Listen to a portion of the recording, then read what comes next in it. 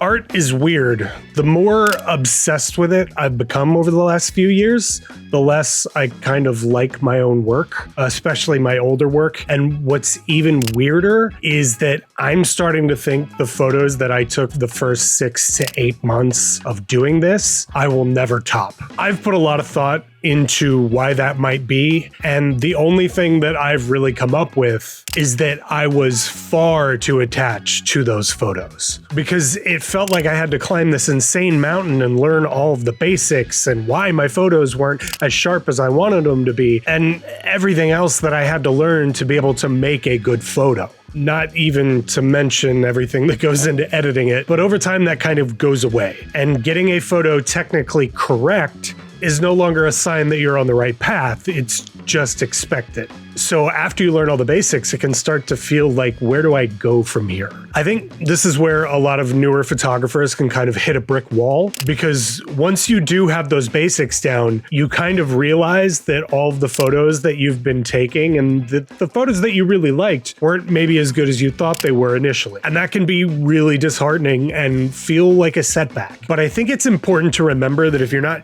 constantly changing your mind on your old work, you're not progressing as an artist. Disliking your old work is a sign that you're getting better, and it might actually be a sign that it's time to step your game up a little bit. That's actually kind of where I'm at right now, in this weird place where I'm trying to take photography seriously as an art form and trying to be really mindful of my inspirations. But what that's also done is make me take photography a little too seriously, which I have found can be detrimental to my art. Because if I don't keep myself in check, not only can I become a pretentious douchebag that no one wants to be around, but it can also cloud the window I'm looking through so much with artistic pretension that seeing reality outside of that window can become almost impossible. What I mean by that is keep the idiot alive.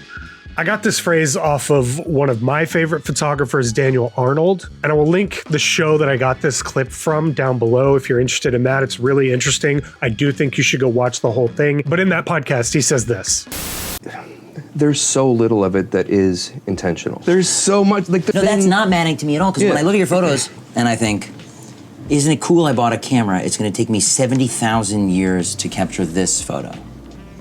Well, you picked a good example for your question, because that's an old picture. There are a decent handful of pictures that I wonder if I'll ever top that are from when I was brand new and had no confidence, no idea what I was doing. That sounds like being in a band. Yeah, I mean, there is that kind of like idiot power.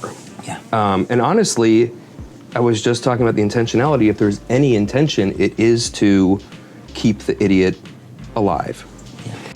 When I first heard him say that, it felt like everything that I had been feeling sort of snapped into focus. I think that there's this phase that every artist goes through when you first start that you are an idiot. You start to do things because you don't know any better, and how hard that thing that you're trying to do is probably going to be. Because if you knew how hard it was going to be, you probably wouldn't try in the first place. Because you have no fear of the consequences or the potential of your actions, you end up working off of instinct. And because you don't know the basics, you're breaking all of these rules that you don't know exist. And you end up carrying out those actions really fearlessly because you don't know any better. The more you learn about a medium, the more pretentious, judgmental, and refined your eye is going to get. But the idiot doesn't know any of that yet. The idiot goes off instinct. The idiot goes off how the idiot feels, which is what gives the art that the idiot makes this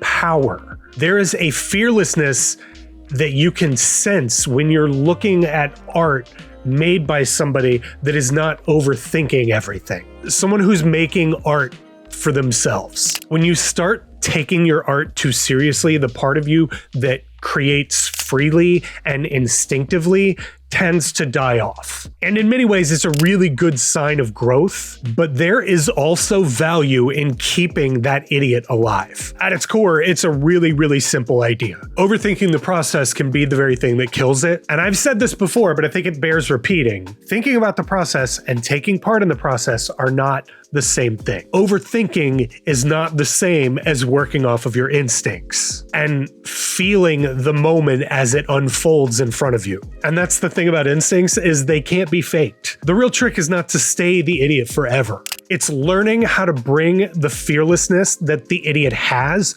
with you as you grow into the expert. And don't let your self-awareness kill your instincts. Let the idiot take over when you're capturing the moment, trusting your instincts and embracing the imperfections, but let the expert take over when it's time to edit and curate and refine those images. Because art isn't about choosing one over the other. It's about knowing when to be one or the other. And at the end of the day, the best art doesn't come from the part of you that knows everything. It comes from the part of you that feels everything. When the idiot focuses on the scene that's unfolding in front of you, the expert will take care of everything in the background effortlessly and subconsciously. When you first start, you create with this pure instinct and you're unaware of the correct way to do things. And that ignorance is a literal gift. But the more you learn, the harder it is to quiet the voice in your head that critiques and overanalyzes. Knowledge can refine your craft. There's no question about that.